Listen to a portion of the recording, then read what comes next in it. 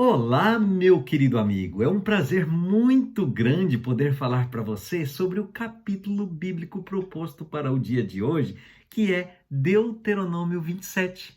E dessa vez eu vou deixar os aspectos gerais do capítulo contigo e vou abrir uma explicação maior sobre o verso 26, porque se trata de uma passagem que é repetida por Paulo no livro de Gálatas e usada por pessoas hoje em dia que querem abolir a lei.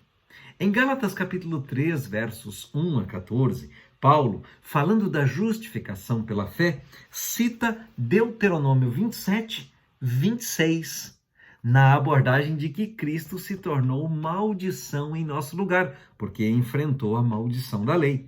E num viés errado de interpretação desse texto, infelizmente, é comum se usar Gálatas como um tipo de justificativa para não guardar os 10 mandamentos. Na realidade, esse argumento é usado como razão para não guardar o quarto mandamento, como se guardar o quarto mandamento, em oposição aos outros 9, fosse de alguma forma uma expressão do legalismo do qual Paulo tratou em Gálatas, né? No entanto, o apóstolo não estava falando contra a legalidade da lei e certamente nada no texto poderia justificar a quebra do sábado. A chave, meu querido irmão, encontra-se em Gálatas 3:10, em que Paulo escreveu que, abre aspas, todos os que são das obras da lei estão debaixo de maldição. E então ele citou Deuteronômio 27, 26.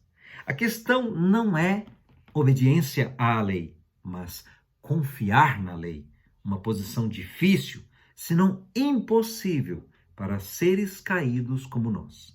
O que Paulo quis dizer é que não somos salvos pelas obras da lei, mas pela morte de Cristo em nosso lugar, a qual nos é creditada pela fé. A ênfase de Paulo é o que Cristo fez por nós na cruz. E para destacar isso, citou também Deuteronômio 21, 23.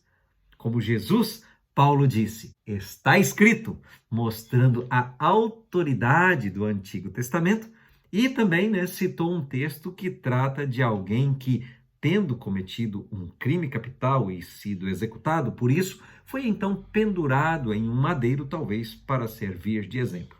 Paulo, porém, usou isso como símbolo para a morte substitutiva de Cristo por nós, no sentido de que Cristo se tornou maldição em nosso lugar, porque enfrentou a maldição da lei. Isto é, a morte que todos enfrentamos, pois transgredimos a lei. Porém, as boas novas do Evangelho dizem que a maldição que deveria ter sido nossa tornou-se dele na cruz, a fim de que recebêssemos, pela fé, o Espírito prometido. No livro Patriarcas e Profetas, na página 63, comenta-se sobre isso o seguinte: ninguém, a não ser Cristo, poderia redimir da maldição da lei o homem decaído e levá-lo novamente à harmonia com o céu. Cristo tomaria sobre si a culpa e a humilhação do pecado tão ofensivo para um Deus santo que deveria separar entre si o Pai e o Filho.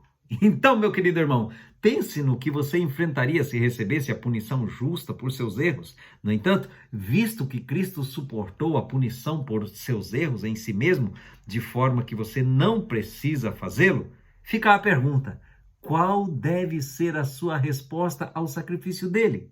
Demonstre o seu amor por Jesus.